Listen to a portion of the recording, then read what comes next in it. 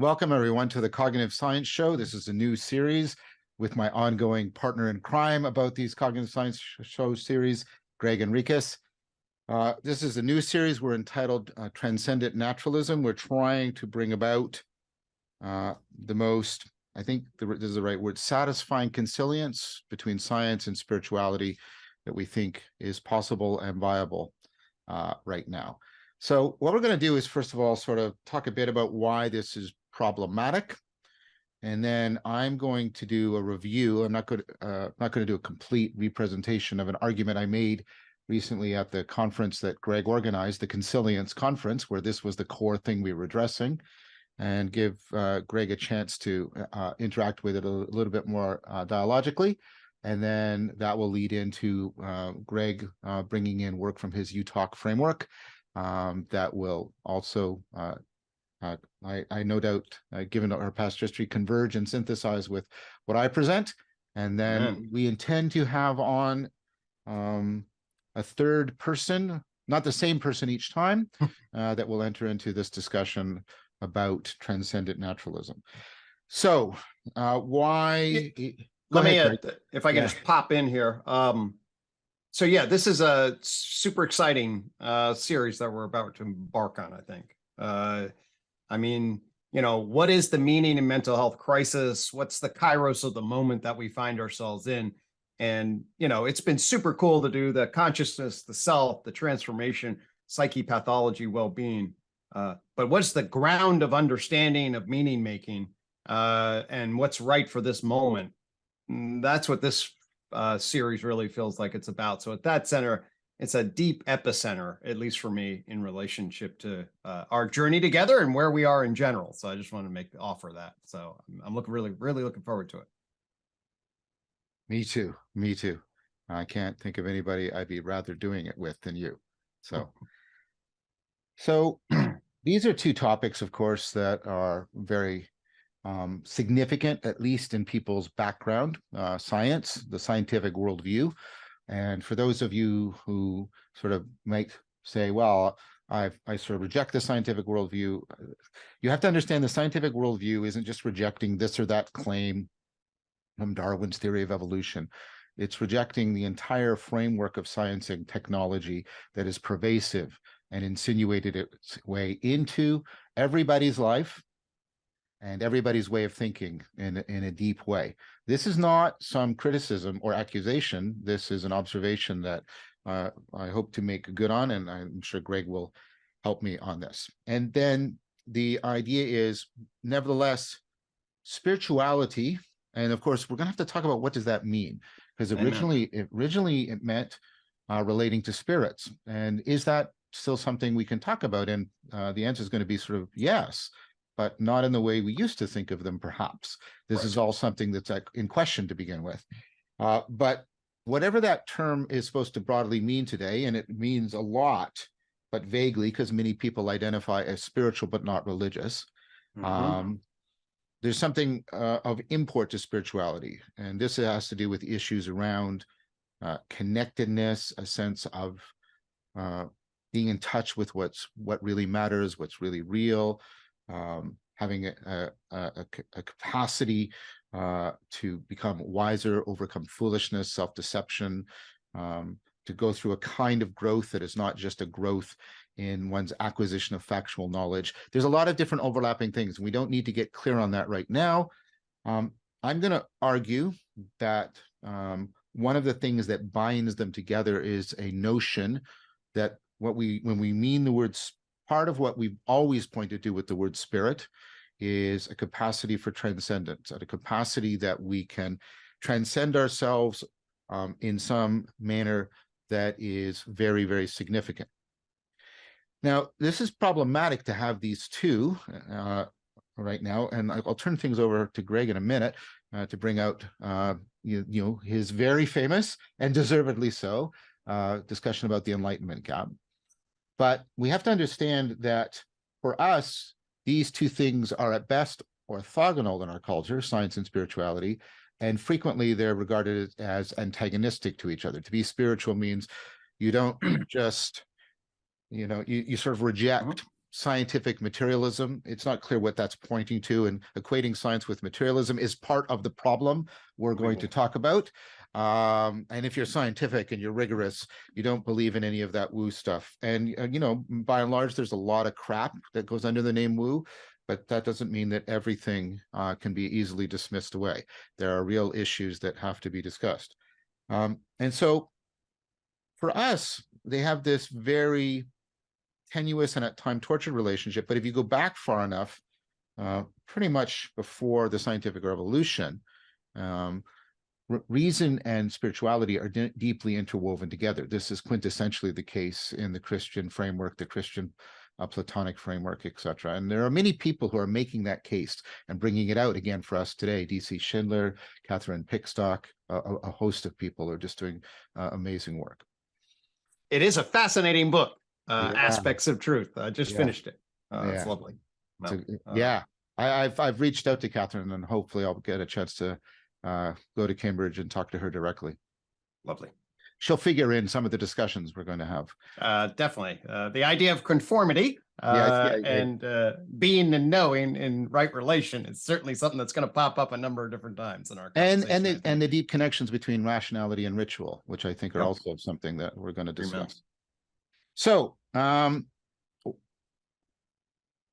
it's not necessarily the case that these two things have to have a problematic relationship to each other, but nowadays they do. And there's some important reasons for that. And I go over to them in some deep detail, maybe excruciatingly so in Awakening from the Meaning Crisis. And Gregg also details them quite well in his, I had your book here. Where did I put it? In his wonderful new book. Do you have it nearby, Gregg, to hold up in a shamelessly self-promotional fashion? It is. I can go get it. It's actually on my kitchen table. Okay, where did I put it? I had it right here the other day. So, anyways, we'll get it and we'll show it. So, Gregg, in his new book, has also detailed these. The main thing that prevents us from bringing the two together is a view of a way in which one is supposed to create one's worldview. So this is kind of this is how you create your worldview, and this is the idea that you build your scientific worldview out of whatever your the hard sciences, the core sciences, and I'll always mean by them physics, chemistry, and biology. And that you should not propose anything in your ontology. That's your theory of the structure of reality, the kind of entities that really exist. You should not propose anything in them that is not derivable from those sciences. And many people also join to that a reductionist idea that biology will ultimately be completely explained by chemistry, which will ultimately be completely explained by physics. And then the idea is that the only thing that everything should be derived from in our ontology is the very bottom level of our physics. And that's the only place that is really real. This is known by various names, but reductionism is the most common name. And so the idea is something like this. All that stuff about meaning and the experience of beauty and all of that, and this comes from the Cartesian divide, Galileo, Descartes. All of that is just subjective. That's not in the objective world. The objective world is the world given to us by the hard sciences, and probably all that's real about that world is the very bottom level of the, sort of quantum mechanics. Although there's this nasty problem of the irreconcilability of quantum mechanics and relativity, which we keep getting promised is going to be solved, and it hasn't been solved for, I think, over 50 years now. And when you get a recurrent pattern of failed problem solutions, this is from the problem-solving literature, you should consider that you have a flawed presupposition that is shared by all your failed problem formulations that is preventing you from solving the problem. Why did I bring that up? Because it's quite possible that that whole way of framing things, that we should only include in our ontology what is derivable from the hard sciences. And ultimately, what is most real is what is given to us by our fundamental physics. And everything above that is epiphenomenal or illusory, is part of the problem that we're facing. So that sort of that great divide between the subjective and the objective, and there's no way they can possibly meet, because they are they are defined completely antithetical to each other. There is no possible mediating term, at least in this view. So there's no way, and this has all kinds of problems for truth and knowledge and meaning and all kinds of stuff. And then all we have is an ontology is what is derivable from our hard sciences, and what is probably most real, given that view, is the bottom level, and everything else is somehow just not real in some very important sense.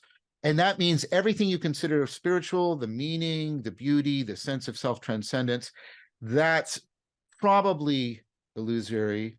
It's definitely subjective. And the only transcendence you're really ever talking about is a kind of psychological improvement. It's not saying anything important about epistemology, how you know things, or ontology, the nature or being of things. So that's the problem we're in.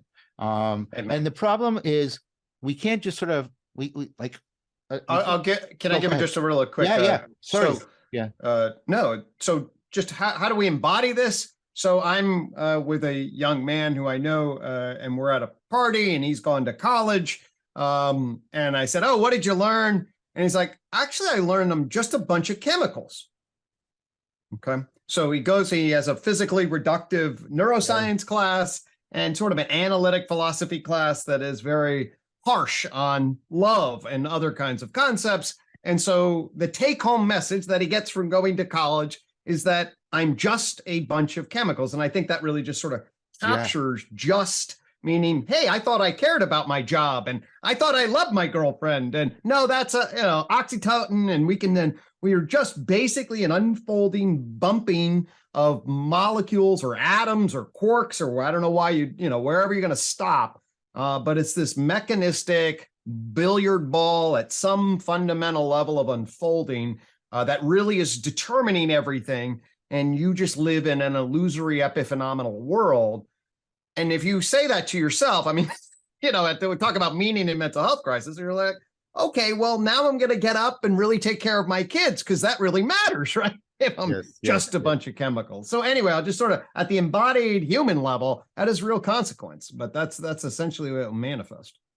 Right. And then what is on offer in popular culture as a response to that is a decadent romanticism where just trust your gut. Love is the most real thing, and this is asserted without any defense or argument. And then you have the severing, right, of any of these claims from any attempts to explain them in a rationally defensible manner. And then people careen and vacillate between those two, right? And that's because fundamentally what the Cartesian world gives us is an unstable notion of realness. Realness is what is objectively mathematically measurable, or that could all be a simulation. Think about how popular that notion is right now. That could all be a simulation, and all that's real is my subjective self-awareness, because that's the only thing that I directly, and then we vacillate between a solipsism and a soul-crushing, right, kind of positivism. I frame the shorthand frame for the Enlightenment gap, which is the absence of a conciliant model that places mind and matter, science and subjective and intersubjective knowing in right relation, as between being stuck between the ontology of Newton, that's a mechanical billiard ball all the way down, and the epistemology of Kant, which is basically a trapped, potentially, depending on how you read Kant, a trapped phenomenological, quasi-solipsistic idealism, and how do those things go to you? Basically, what do you choose one or the other? Well, we certainly don't have a coherent, synthetic, obvious, shareable frame that appreciates the conformity of our epistemological structures on the ontological structures in which we're embedded. And I think that's what we're after here. Yes. And so I think that was very well said, Craig. I like that. And Newton and Kant are playing off against each other and really profound, and Kant more playing off of Newton and Newton off of Kant. But nevertheless, yeah. But it's important to understand, of course, what Galileo and Kant did relative to scholasticism and the Christian, the heavens get collapsed. And then all of a sudden there's all these small laws. And by the way, the Newtonian metaphysics is, hey, we can get an absolute epistemology that simply describes ontology and mathematical formula. And that just and that can be independently observed. Of course, this is where you get quantum mechanics, general relativity problems, but there's an independent godlike observer that could script the laws of ontology at the very base. And that's the inevitable deterministic cause of being. Yes. And this model is very prevalent. And like I say, that model and its shadow, the decadent romanticism that fills popular culture, they pretend to be opponents, but they are sharing the same horrible framework that robs human beings of a capacity for genuine meaning and wisdom. Amen. So Greg pointed out the one kind of example is the person who discovers that they are only chemicals. I, of course, have met many of those people, but the opposite, of course, is the increasing prevalence of narcissism and spiritual bypassing in our society, which people retreat into their subjectivity and to their wonderful experiences at the expense of a rational responsibility. There might be a quantum cosmic consciousness, John, that I'm tapping into, and then can be all as one. Yes. Yes. Sorry, no disrespect, man, but that's the simplistic notion of that is also deeply problematic. Right. And so for many people, if they get to this point, they feel like they're in a straitjacket. They feel like, neither one of these works. And I'm going to argue that one can't work. The first one, the decadent romanticism, I've put enough criticism into elsewhere, right? But they'll say, well, this doesn't work because I can't really live as if I don't exist, and I'm somehow an illusion being generated. And who's the illusion being generated to, by the way? An illusion being created by a bunch of chemicals, and I can't really be, in touch with the world and other people if I'm doing this spiritual bypassing and narcissistic craze. But what we want to say to you is, you're not in a straitjacket. That's what this series is going to do. It's going to be sort of a philosophical Harry Houdini for you. It's about how do you get out of this straitjacket in a reliable and intellectually respectable way.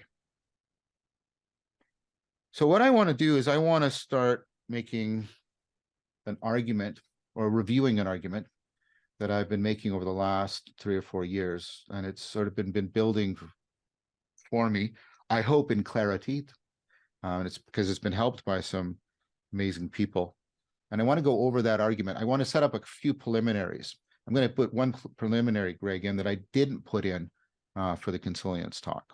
But let's do the first 2 preliminaries. Okay. First, I'm going to propose that if we can make a strong case, a good case for strong transcendence, then we will have given people the beginnings of the way out of that. Now, you, of course, are going to link that strong transcendence to a worldview, but I'm going to do my part of it by making a proposal for my part in our partnership, of making a proposal for strong transcendence. And what I mean by strong transcendence is that those experiences in which I'll try and say this as neutrally as possible. When we have those experiences, and they are experiences that we are transcending, these are not experiences of just psychological improvement. They are experiences that have significant and important epistemological oomph to them, and they have ontological teeth to them, and they are really disclosing important aspects of reality. And therefore, they are not merely subjective improvement. That's what I mean by strong transcendence. Maybe we should. Go ahead. Like when we talked about this and did our 11th problem of consciousness, the 2 blogs on that. Yes. I think we just allude to when people are having transcendent experience, one way to think about this is a transformation in their self-world grip. that their model of what, and then there's an expansion in that mode of being. So the frame in which people are bringing to bear, they gain insight to, there's a shift, a melting, as it were, and a reconsolidation. At least that's sort of one way to characterize some of the cognitive schematic elements of a transcendent mode. Yes, I agree with that. What I want, and I think that idea about a mode of being is going to become very important. Yeah, what I want to say is that there are important truths about reality and not just about one's psyche that are disclosed in strong transcendence. That would be the difference. Now, it's not clear if this is an accurate reflection of Jung, especially not the latter Jung, but many people read Jung as talking about all these experiences, but they're ultimately only happening within the psyche, right? Now, I know, don't jump on me if you're a big Jung fan, but what about the psychoid later? I'm already qualifying it. I'm just saying, I'm just trying to give people an easy example that would come to mind of, oh, right, there's these, I mean, I remember when I was a kid and I read Fifth Business and Robertson Davies, and I was introduced to Jung, and it was the notion of the self and all of this, and then I had this, that's God, and I thought, but wait, that's just all happening in my brain, and my brain is this little bit of matter on the earth. That's not God, right? And right, and so I mean, again, I'm not here to caricature Jung. I'm just saying, you know, it's a logically possible world that many people do think of these experiences as just psychological experiences. The only truths disclosed are truths about the psyche. It could be the archetypal depth, but nothing about reality per se. And I think that's at least fair for at least to middle Jung, because Jung is such a Kantian, and he's so much locked into that framework. Okay, so we've got a clarity here, strong transcendence. The reason why I think strong transcendence is central to spirituality, because that strong transcendence gives you a capacity for qualitative self-correction, for real transformative experience, for the cultivation of wisdom, etc., deeper experiences of meaning, etc. So is the strong, John, for us, and I think so, but let's be clear when we utilize that term, especially, by the way, we'll have to differentiate from strong emergence maybe down the line that happened in Consilience conference. We'll be clear about that. When we say strong, are we saying then not just in the psyche, we're really talking about the nature of reality and knowing and being as such, that's going to require us to think about this more expansively than just reorienting the psyche's grip on the world within itself? Exactly. And my argument, although I won't push too much on this part of the argument today, but you can see it in other work I've done. You can see it in Convergent work, for example, in Aspects of Truth, the book you held up, right? That this is the notion of transcendence in the pre-Cartesian world. There is psychological transformation, there is psychological improvement, but there's also epistemological and ontological improvement in a very real way. Okay, so I next want to propose extended naturalism. I'm going to propose it, and then we'll defend it along the way. Extended naturalism is the idea that your ontology is not limited to what is just derivable from your fundamental hard sciences, but it is also derivable from what is presupposed by your hard sciences. And that means not just propositionally, but performatively so. For example, I am going to take it that some of the presuppositions in the hard sciences are that the hard sciences really exist, they're not illusory entities, and that they gain real knowledge. Those are the only two presuppositions I actually really need for my argument. And I think a denial of those would be extremely problematic for anybody who wants to invoke a kind of scientific worldview. Now, one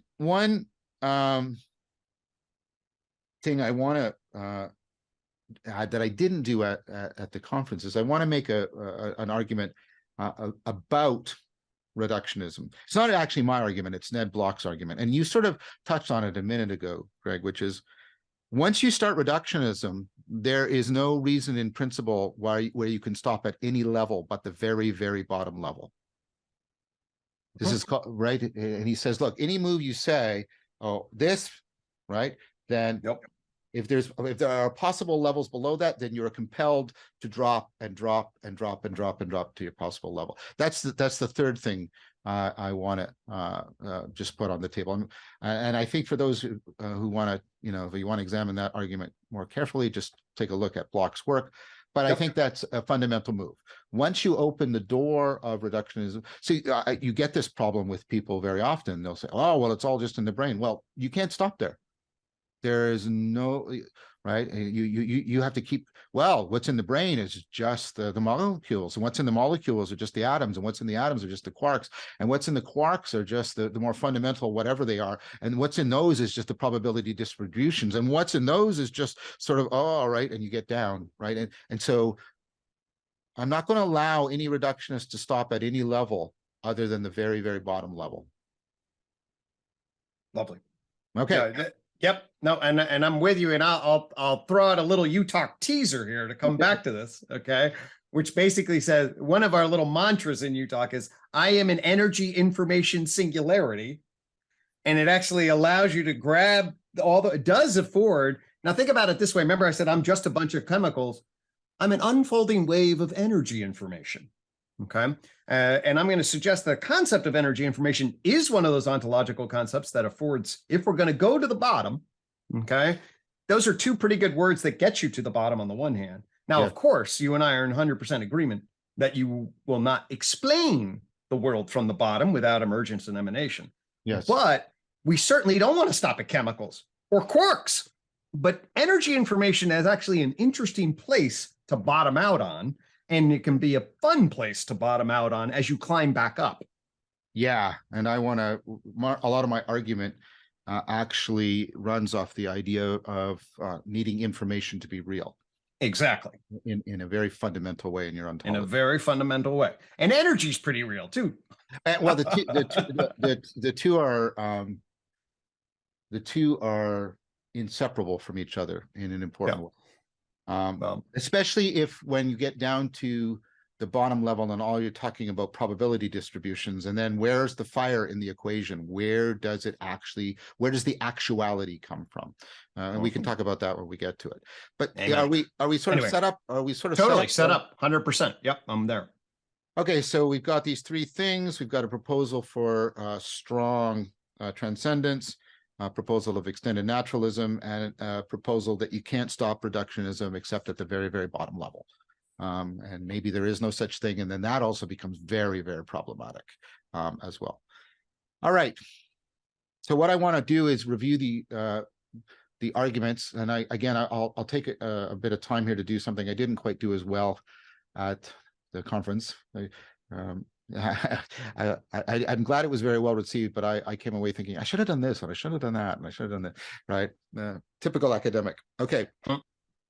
So there's going to be two convergence meta arguments. Actually, everyone. So I'm sure people know this, but this is leveling up at the UTalk Consilience Conference. Yeah. But you named it on your channel. What was it, like Neoplatonic Science and Spirituality or something? Yes, just so we'll make sure we should put it in the show notes just in case. Yeah, we'll put it for sure. Okay. Just want to make sure. I recommend I think. Do you have it anywhere, or is it just on my channel? If it's just on my channel, we'll just put that link in. I mean, you can find it on my UTalk circle. We'll put it on your channel. That's the right place to find people. Okay, great. And so I'm going to do two, and maybe we'll just get through the first one today, and maybe a little bit more. We'll see. Greg and I want to be really sort of flexible around this because we want to go really slowly on this, because I think Greg is right. This is the culmination. It doesn't mean this is the last thing we're going to do together, but it's the culmination. This is really the fulcrum point of everything else we've been doing, which is why we didn't do it first. Right? There's a lot of territory to clear and make sure we were syncing up on before we tackled this thing. Sure. Yeah. This is the dragon in the stormy sea.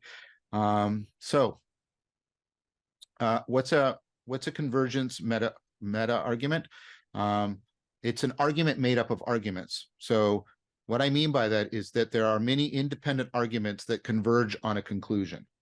So it's an argument out of arguments, a meta argument, and it does convergence. Why is convergence important? Because if you have many independent things converging on the same conclusion, then that raises the trustworthiness of your conclusion, because what it means is it's very unlikely that your conclusion is produced by the bias of this argument or this argument or this argument or this argument. It's very important if those arguments come from other people than yourself, which they are, because that also increases the trustworthiness and the plausibility. And then I attempt to show what's the elegance that comes out of that is that these two meta arguments can be put together so that there's a convergence between the convergent meta arguments. So the first argument will be an argument about reality not being flat land, not being just all that's real is just the very, very bottom, and everything above it is illusory or epiphenomenal. And we'll talk a little bit more about what that means. And then the other convergent meta argument is towards a conformity theory of knowing, as opposed to a representational theory of knowing. And then when you have those two, they fit together as they had in the past to give you strong transcendence within extended naturalism. And that's the basic proposal. And in the talk, and I don't know if we're going to frame it exactly this way, or if you then added the third argument of transjectivity. Yes. In terms of whether, and that in some ways emerges out of the two, but it also ties it together very nicely in relation. Oh, I thought I presented it. Maybe I didn't do a well enough job. The transjectivity argument, I think, was part of the argument. Well, I'll do it that way, though. I think I like the way I like the way you did it. Yeah, I was seeing the transjectivity argument as part of the conformity argument, but that's you sort of in the talk you actually sort of framed it both ways, but you did then round it out as a third meta convergent argument at the end. Okay, well, good for me. Well, I thought it came together well, friend. I just no, let's do it that way. Let's do it that way. Okay, so the first argument is why you need a leveled ontology. This is the idea that actually in the end, what you're going to have is a continuum, and the levels are just where you happen to slice it for various epistemic projects. But the main point is it's not a flat ontology. So the main first argument, it comes from Blackowitz in his really excellent book, The Essential Difference Towards a Metaphysics of Emergence, and that's from 2012. And let me see if I can do this argument a little bit more intuitively. And the basic idea is how reductionism works is reductionism says it's only the properties that things share that are real. So let me give you an example. Here's three things, right? And they obviously are different from each other, but what they all share is that they're all made out of matter. And therefore what's real about them is how they're made out of matter, right? And this, of course, is why people invoke things like materialism as an ontology. Nobody in science believes in materialism. Nobody believes that all that's real is matter. That's kind of a crazy claim. But nevertheless, that's the name that has historically stuck with it for that reason. One of the most obvious things we can do is say, oh, right, what they all share, what they're identical in is this underlying thing, and that's what's most real.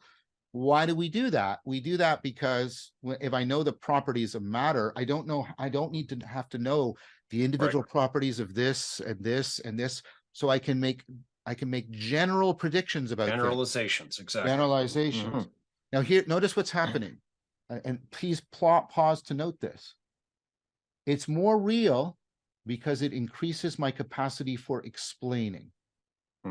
Which means my judgments of realness are precisely calibrated to the increase in intelligibility. Realness is tracking intelligibility. Okay, and that's what's justifying this, that profound intuition. And I'm not going to try and justify it, because if you challenge that intuition, you're really into skepticism, right? That realness is tracking intelligibility. Okay, now what does Blackowitz do with this? Well, he says there's a problem with that, which is, couldn't it be the case that the differences between things are also essential to their intelligibility? Right? And you go, what? Well, why might that be the case? Well, first of all, think about the problem with generalization, this is one of the trade-offs that we've discovered, that generalization is always in a trade-off with discrimination. Yep. If I generalize and I lose too many important differences, I actually lose a grasp on the causal grip of reality. And that's also part of what we mean by real. So, right. So let me give you an example. Here's two predictions I can make. There's stuff near me,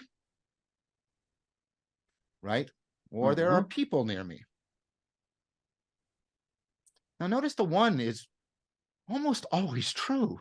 Like maybe in pure vacuum, right? It falls. You'd probably be in trouble if there's no stuff by you, John. And the second one can be false quite often, right? Actually, other than this virtual, there's no people that near to me. But knowing when there's people near to me is really, really important. It really makes, and this is the point, it really makes a causal difference. Yep. Right?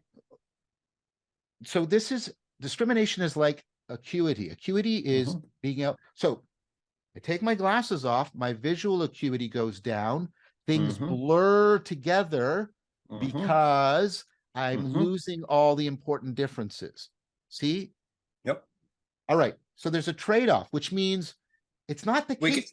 We can use an example like right behind you. Is that Socrates, Plato, and Aristotle behind you on the? Yeah, there. Right there. Okay. So those guys, they're men, right? Yeah. Right. I mean, you just say, hey, men, and then you just generalize, well, what is menness? And yet, okay, then how do we place them as men? And then how do we differentiate them? And then that's going to give us a much more complexified form understanding as we create the general and the specific. I like to say in personality theory, we want to understand how people are all alike, how they're somewhat alike others, and how they're fundamentally unique. So it's going to create a generalizable differentiation dialectic. Excellent. Oh, that's very well said. I like that. All right.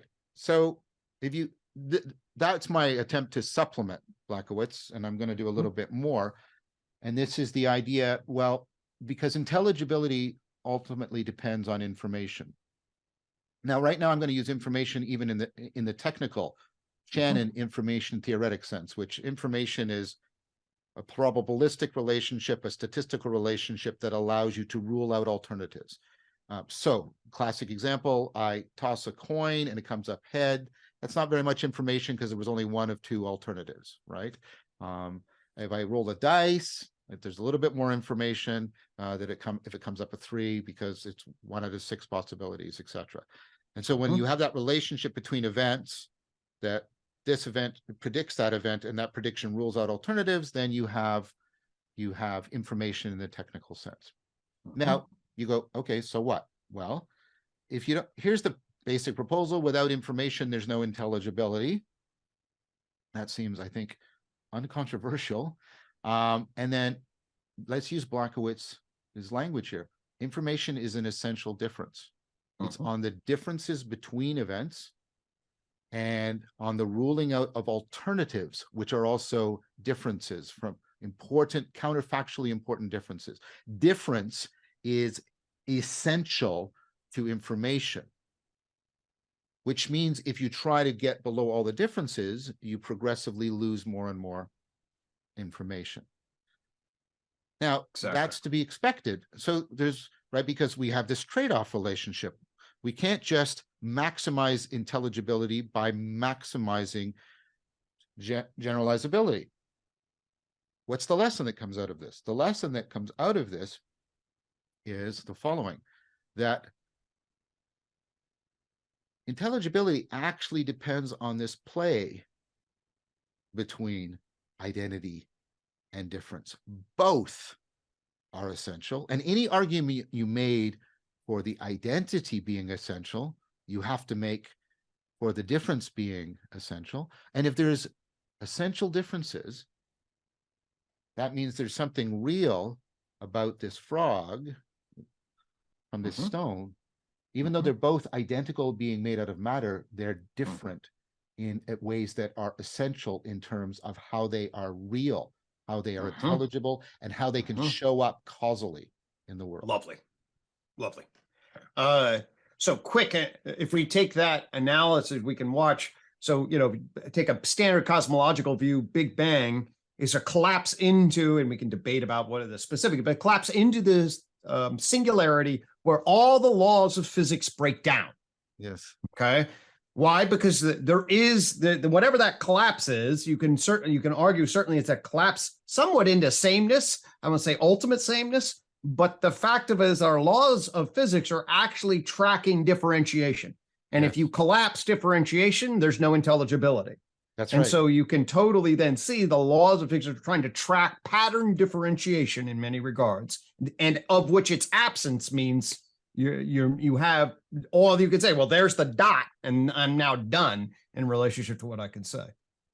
Yeah, that's I hadn't thought about that one, although that reminds me about a repeat here, how current cosmology is wrestling with a problem that the Neoplatonists wrestled with, which is how do you get from absolute simplicity? Where does all the difference come from, right? And of course, a reductionist is really hard pressed. If all of the difference is so illusory, then the massive production of difference must have been the most illusory event of all time. And so the Big Bang is it's just nothing. Yeah, so you get Anyway. arguments around that. So I mean, there's a lot more detail in the talk about that argument, but that's the gist of it. So that's the first of these. The second is Hoel's argument, H-O-E-L. And he's got some papers, 2017, 2018. He's got formal mathematical proof. I've asked one of my gifted students go through the math and make sure the math is tight. It is. I'm not a great mathematician. I don't claim to be, but I know when I can. Me neither. When I can trust people who are. But the argument is basically, again, building on information. And notice, keep reminding how Gregg was prophesying how energy information would turn out to be a really valuable place. Okay. So Shannon's information theory is also ultimately a communication theory. It's how do you pass a signal, which is how do you get events from the sender to be replicated by events at the receiver. And the main thing that one of the main great insights of Shannon's theory is you're not maximizing to the information channel. You're not trying to get as much signal in the channel as you possibly can. Why? Because you are inevitably going to lose signal because of noise, because of other kinds of degradation, right? All kinds of stuff. I won't go into detail. So what you do is you have to build in redundancy. You have to build in patterns that take up how much signal you can send by giving you multiple ways to reconstruct the signal. So if 7 of the 8 ways are lost, you still have the 8th way, and that allows you to reconstruct the signal. So you have to build in redundancy. Now you have to think about causation and things hanging together as communication, not as the way we are communicating like language, because information at this level is not like what we normally mean by information, which is making ideas happen in Gregg's semantic information. Yeah, semantic information. So we're talking about technical information. So we're talking about technical communication, the ability to replicate a signal. That means you can think about one part of an amoeba communicating with another part of an amoeba as the amoeba tries causally to stick together, to hang together as an organism, which, as you can imagine, is very important to the amoeba. Right. Now, the point is, if you were to try to send a signal purely at the quantum level, it can't get there because the channel is getting overwhelmed by noise. You have to have multiple signals, right, that are identical to each other. And you have to build in the redundancy, and the way you do that is you have to have a higher level of organization in order to do that. So that higher level of organization allows you to build in redundancy, and then that is actually needed for the signal, which is also the way of saying that is needed for the causal pathway to form between one end of the amoeba and the other. So what you can show is that upper levels have causal powers that are not reducible to the lower levels. And Yep, absolutely. So what's actually, so what the point here, folks, at least one way to think about it, as far as I'm concerned, is there's essentially an abstracting pattern. You think about like data compression. You basically compress the data and say, oh, here's this, and here's how it will unfold. And then the receiver takes that and affords the unfolding, and that creates a causal connection. Now, notice the data compression is not, by very definition, taking all the quantum states of all possibilities in the current state. It is abstracting them and then delivering that message to then be decoded. Yes. Which means that at some level of causation, there's a fundamental break when we're doing this kind of communication between the underlying quantum states in the original and what can be received as the message and decoded. And that's a very important point in relationship to this. Opens up a whole nother kind of causal connection than just standard, oh, it has to be the least action principle at this particular place is going to cause an unfolding. Well, actually, not if this thing's being abstracted, sent over here, and decoded here. Mm-hmm. Exactly. So for those of you who want more on that, you can take a look at the talks. You can take a look at Michael Levin's work and how he makes use of unbelievable stuff he's got. Yeah, just fantastic. And Michael and I have had a chance to talk, and he's very happy with me calling him a Neoplatonist, and he has a Neoplatonic ontology. And that'll become relevant as we go on, why I said that. The next argument is one many of you have heard us make together before, and this comes from one of the great books in cognitive science in the last 25 years, which is Alicia Uraro's Dynamics in Action, and where she says, look, if we're really going to explain things, we need to make a distinction between causal relations between events and constraints, which are conditions that affect the possibility of things, that give us probability and not just homogeneous possibility.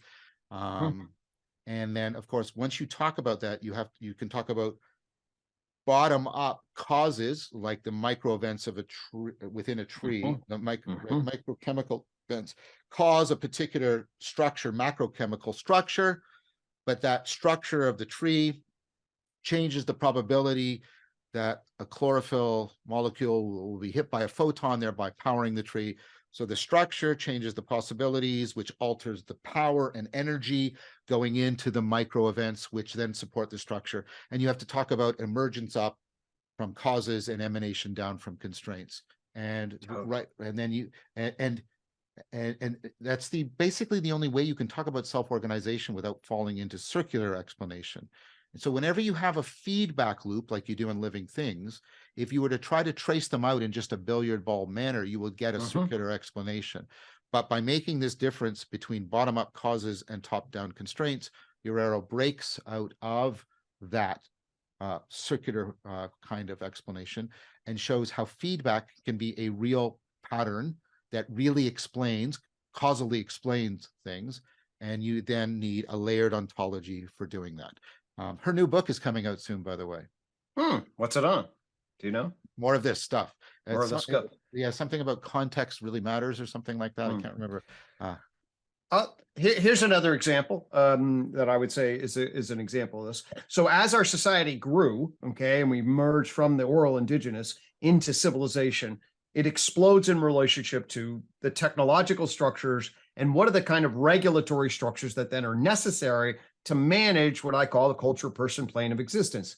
I would consider laws, like the literal laws that emerge, as essentially emergent constraints on justification that then channel the relationship between institutional power, governmental authority, and the complex dynamic and active actions of actors in relation. And so you get this we need to build this structure to create the constraints that enable complex dynamic justification. But when it gets activated, then you got to channel the power and you bring the law to that to maintain a particular level of constraint. So you can see laws then exploding and then constraining the justificatory dynamics, say at the culture person plane of existence. Excellent. That's a great example, and that'll be relevant as well when we talk about spirit.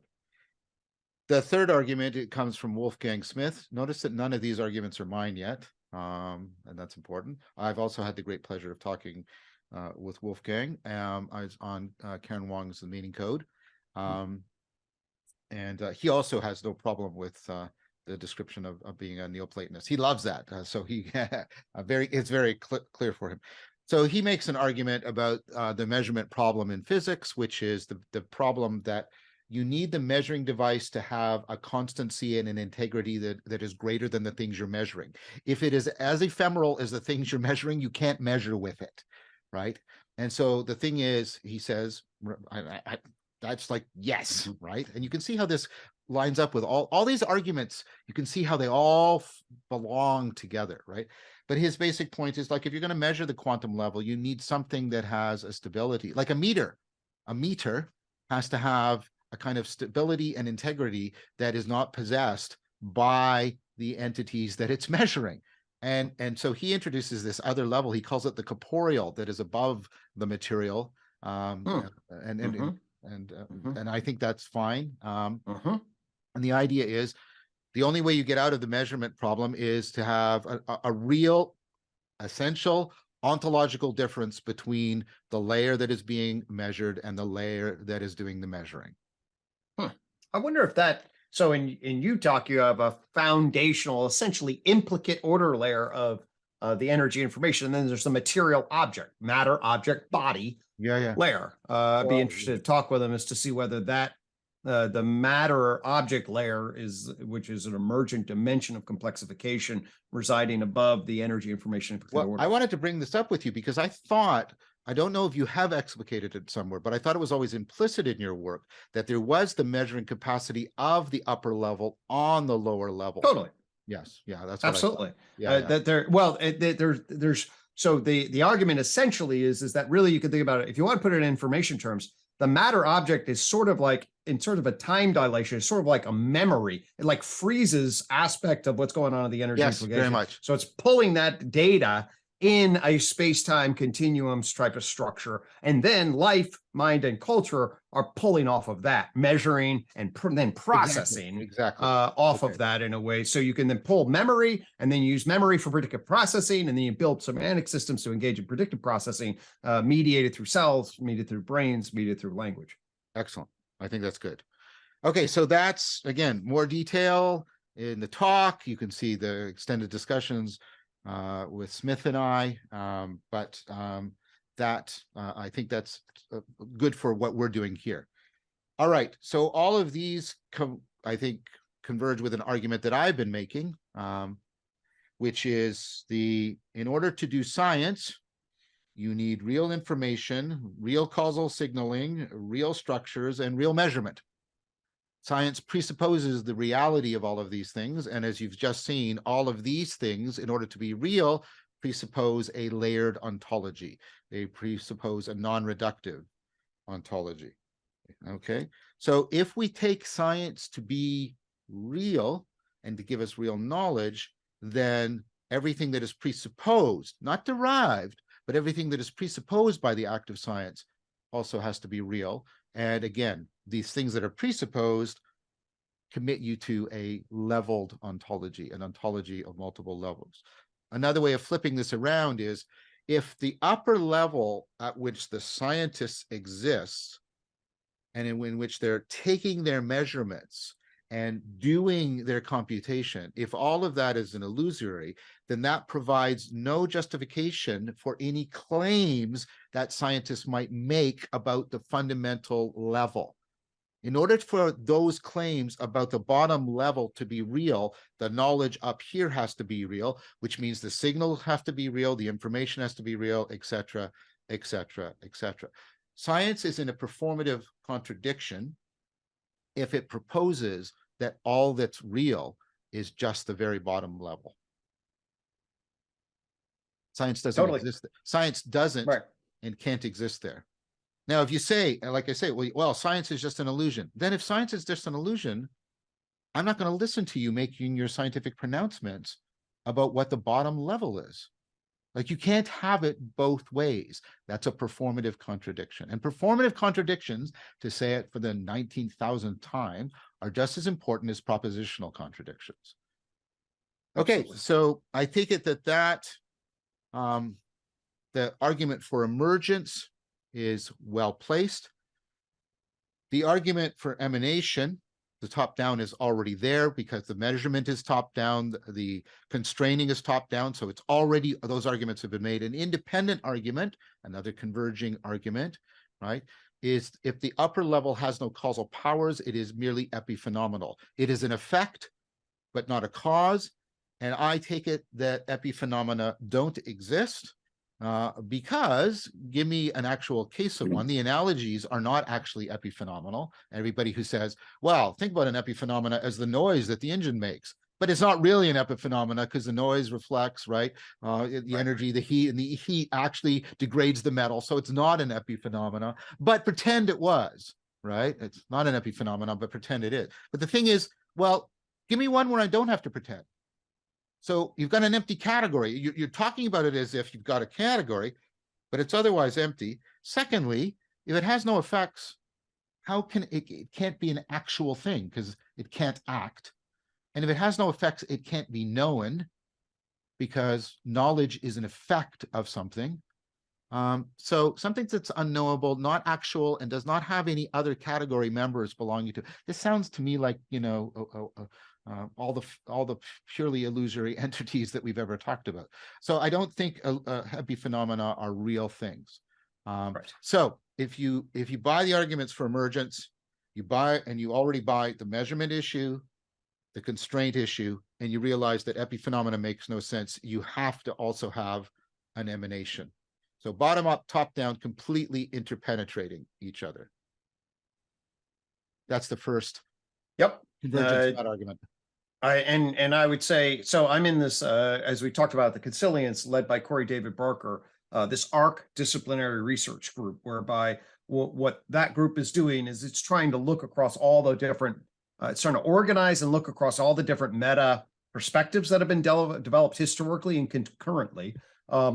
And one of the things that are immediately apparent that we saw as a group is the integrative levels in that argument across all big picture systems over and over again, virtually all of them, even Auguste Comte in various ways. I mean, they're just at various levels, that aspect of reality, it's cut in different ways, but that aspect of reality just shows itself over and over and over to all sort of big picture coherent mapping structures.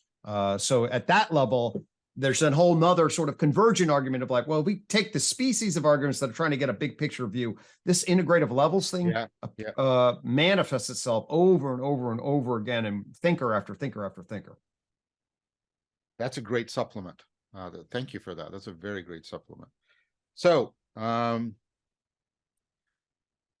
we've got half of what we need for strong transcendence.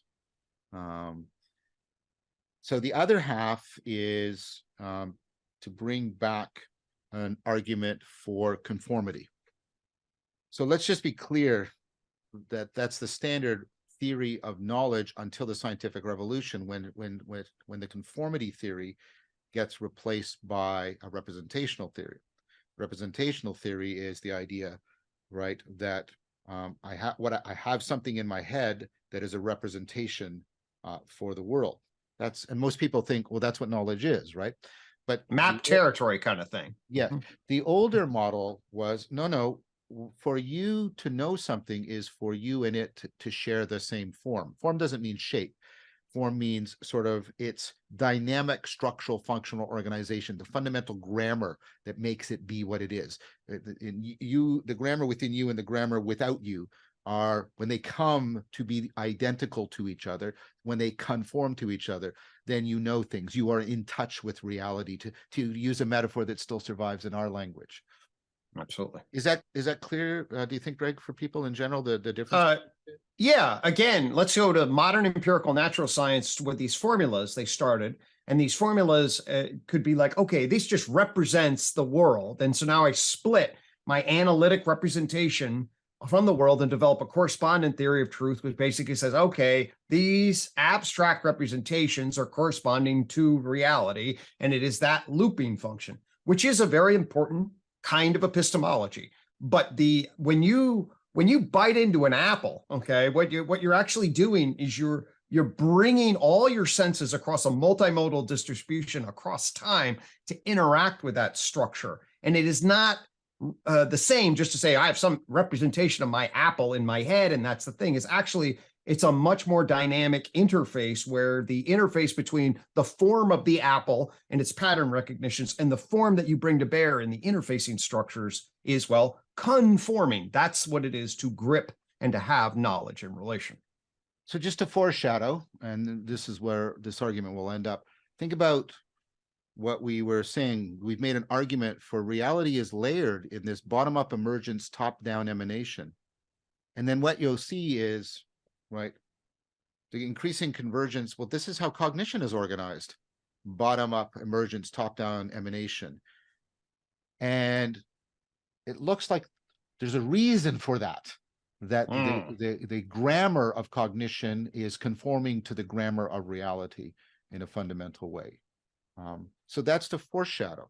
Now, what are the convergent arguments? The one comes from Pickstock's astonishing book, Aspects of Truth, where what she does very carefully and very rigorously too, in a way, I think, which is very convergent with your work, Greg, which is why I recommended the book to you. All the great distinctions that were used to keep mind and world separate, to say, no, mind has these patterns and these properties, and they're nothing like the patterns and properties of the world, right?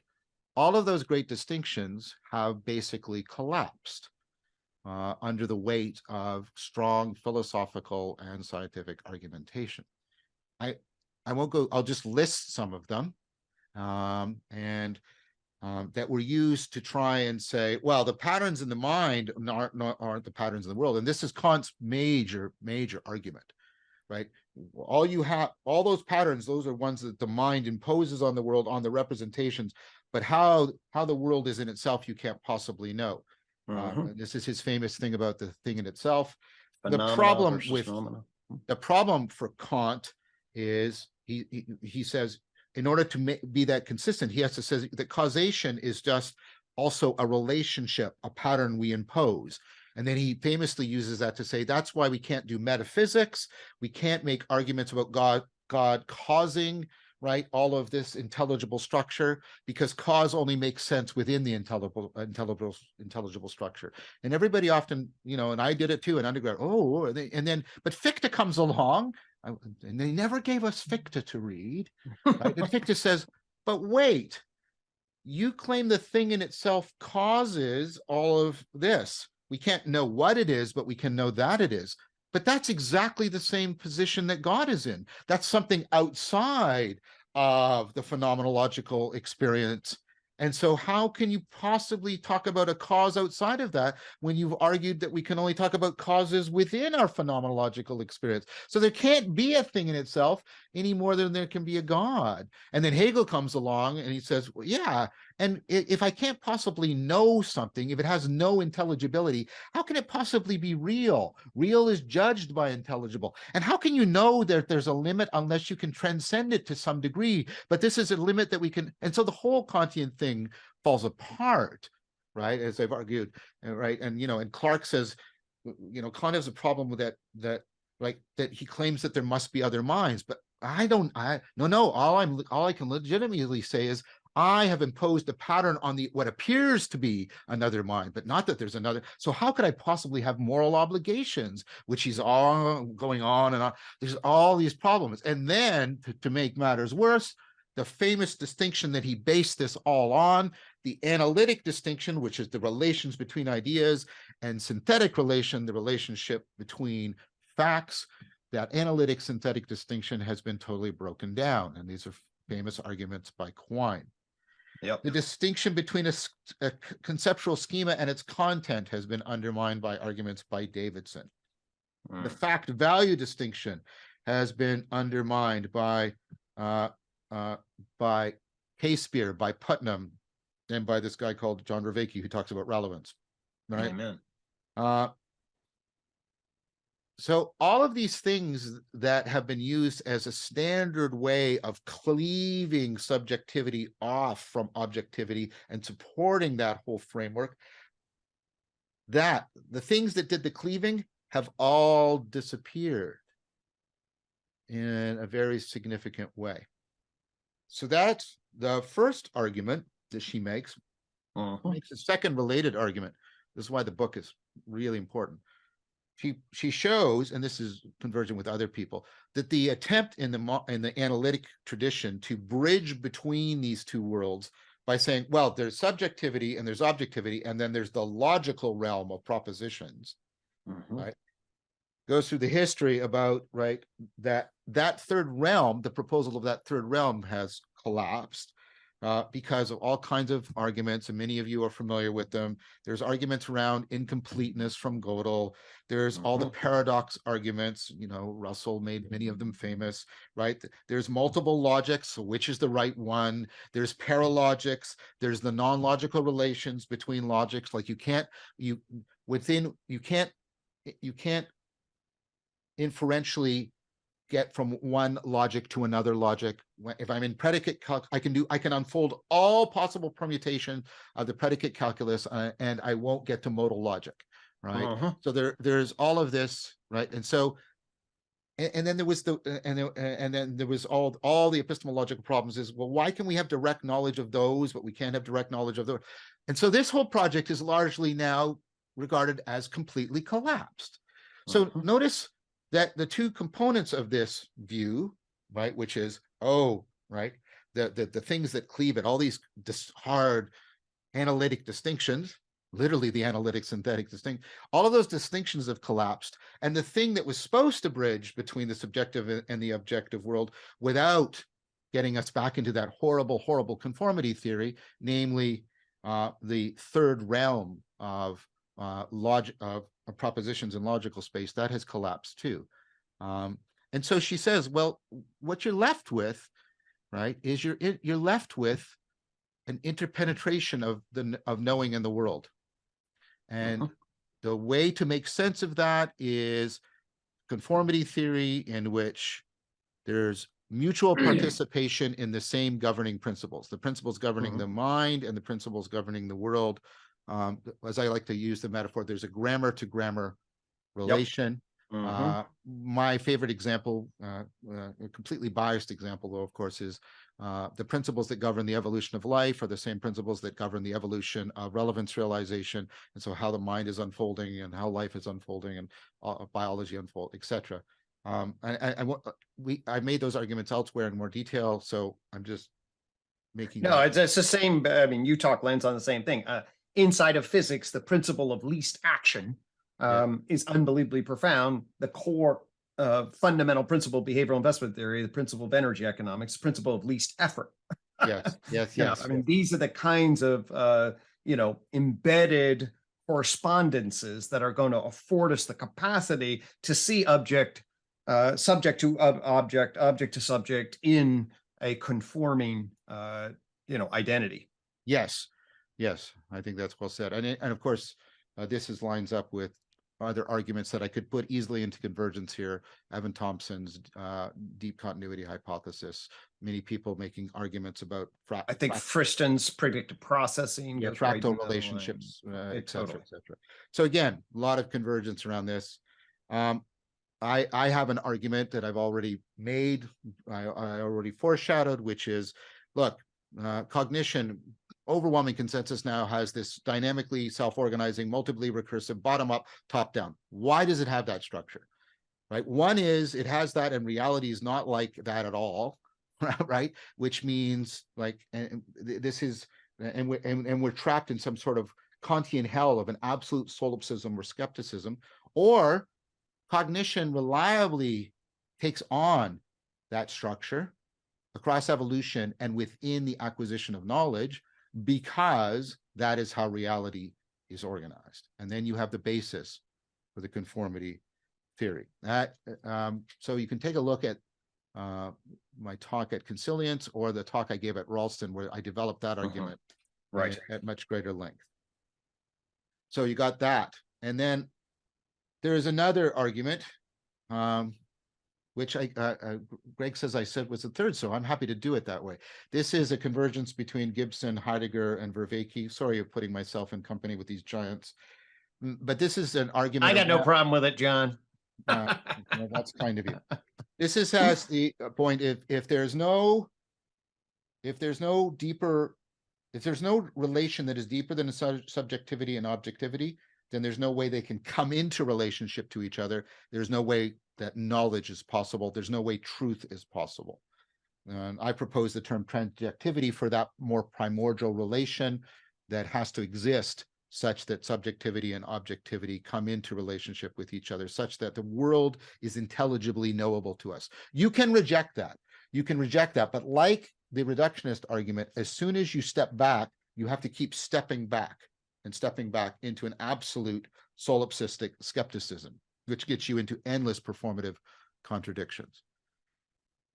Heidegger, of course, famously made this argument about his aletheia notion of truth, that any truth of correspondence depends on a deeper transjectivity, connectedness between the subjective and the objective. Gibson famously made that argument with his proposal of affordances. Affordances are co-created by the environment and by the organism. And now with notions of niche construction, that it's become even more plausible as a proposal. So the floor is walkable to me, right? Yep. This is graspable to me, but the graspability is not in my hand or in this object. Exactly. And so you've got all of these arguments for transjectivity, which is also a relationship of profound conformity that's co-creation, mutual shaping, sharing the same principles, et cetera, et cetera. Okay. Argument for leveled ontology, argument for conformity, argument for transjectivity. You put them all together and you get this. There are real levels into which I can enter into a transjective conformity. And when I move in my knowing to another level, that requires me, right, being at another level. Turning it around. When I transcend, I'm not just psychologically improving, I'm now taking on the form, the structural functional organization that gives me epistemological and ontological access to the world that I could not have at this lower level, because reality is really leveled and knowledge is really fundamentally about a kind of conformity. And when you put this together, what you get is, oh, self-transcendence is not just psychological improvement. It's allowing for real epistemological truths about reality to be really disclosed. So there is disclosure of being that is exactly paired. And it can go the other way. The disclosures of being can draw me up. And this, of course, is the classic Platonic anagoge, the classic Neoplatonic model of strong transcendence that underwrites the spirituality of the Abrahamic West in a profound way. That's the core of that spirituality. It's the spirituality within Christian mysticism. It is the spirituality within Sufism. It is the spirituality within Kabbalah. And I could go on, and you can take a look at the work of Arthur Verslewis and others making this argument. This is a strong transcendence that gives you a historically significant spirituality, and yet it has been produced in a way that is completely consistent with extended naturalism. And then that would give us consilience. We would have strong transcendence supporting a profound spirituality that is consistent with naturalism. We would have transcendent naturalism. That is the proposal. Damn. All right. So yeah, let's and when we put this in a dialect into dialogos at the level of a meaning crisis and a kairotic moment, folks, the word strong transcendence, clearly we're not talking, although as much spiritual transcendence as an individual can have, right? What are we talking about at a collective cultural level? Yes. Right. Yes. And then what would it be when there is a collective awakening of sorts that you find resonance with, that all of a sudden there's a new picking up for capacity for an epistemic conformity on the ontic that then is then collectively shared and opened up to a new emergent emanation. That to me is what we're pointing to here at the level of a collectively strong transcendent naturalism. Yes, and there's very well said. And there's also the possibility, I mean, I think first of all, I think the LLM machines have shown us the power of collective intelligence from distributed cognition, because that's where they get it from. And if you want to know more about that, see my great piece, by the way. Marcia said it was a great piece. I thought it was a great piece. Check out John's just released video essay with commentary on AI and what that, how to reflect on that with wisdom and good forethought and foresight. Anyway. Thank you, Greg.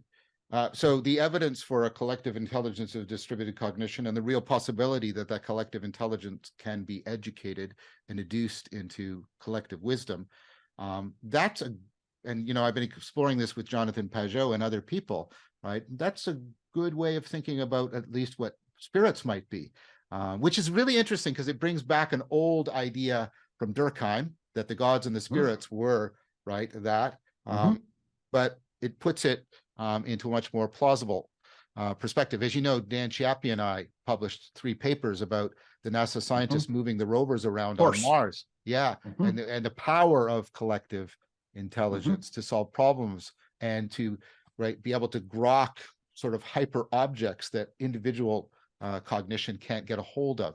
And so, the idea that that relationship to higher levels and our ability, and I like this word now, to interface. Think about that, right? That's a perfect word for you too, right? Interface. That's what I emphasize. Yep. Yeah. To interface with that upper level intelligence probably has, at least part of the provenance of what people were talking about when they were talking about spirits. It plugs into a lot of information. I know when we run the workshops, the Circling into Dialogos workshops, and people start to get into the flow state and feel phenomenologically, they experience the self-organization of that collective intelligence in the we space, in the Geist. They start talking about it as a spiritual entity, and the religious language, even from people who are declared secularists or atheists, is just totally is prevalent. So I'm really trying to add to what Greg just said, we don't just think about this individually. Yeah, strong transcendence, but there's also but we also have access to interfacing with this, and that also carries significant spiritual significance for us. That's why we do many of our spiritual things, ecclesia, gathered together. Right. I mean, religio, bind together and collectively determine what's sacred relative to the profane. That is the essence of the religious act, etymologically in many ways. Yeah. So we have a proposal here for how we can get out of the straitjacket without giving into the 2 bindings, without giving into a reductionism or giving into a decadent romanticism. Notice I always say decadent romanticism now, because I've been corrected by some people about romanticism in general, and I'm happy to keep going on that dialogue.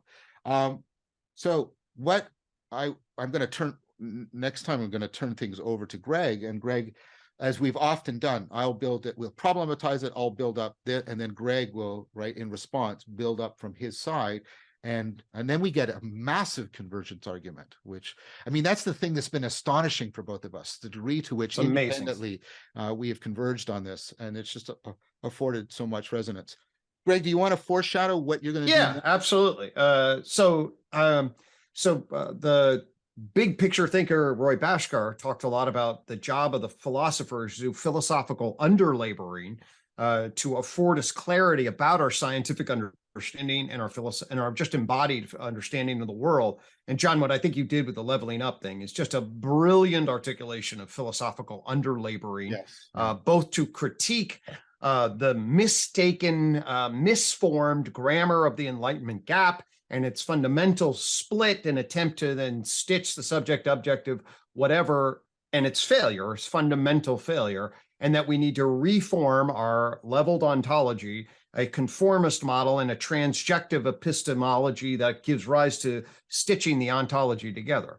And that grammar is what we want to really then bring alive. and we want to infuse that grammar into the culture and allow for a spiritual awakening. Because when you script the world that way, the issue of meaning in life becomes totally different. I mean, meaning in life becomes contact with the real across the leveled ontologies in a knowing being sorting way, right? Yeah. And then we're like, you and I think find ourselves like we're in a kairos of a moment across a wide, a really big stack. And then you wake up in the, I certainly wake up and Jesus, Jesus, right? And if we collectively feel the Jesus of the moment, I think that's great. In my own world a long time ago, the whole ChatGPT thing was on the horizon. And then I'll talk about this next time. So here, I'll just foreshadow this. So in Utah, one of the core statements of Utah is marry the coin to the tree of knowledge in the garden under God. Okay.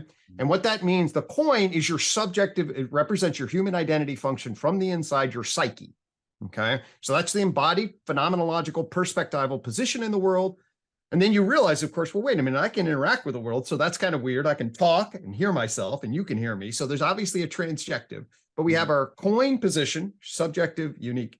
The tree of knowledge, and we'll come back to this. I believe in natural science, John. I believe that it gives us truths about the world. And I believe it gives us this sort of quasi-objective, and I'll explain more what I mean about that, behavioral position of the world from the bottom up. It allows us to understand Big Bang and quantum and gives us a grounded reductionism, not just that, but a grounded reductionism that affords us clarity about a monistic worldview that starts with energy information in a material object, living organisms, minded animals, and cultured persons, which I can then say, hey, I can see that from the inside too.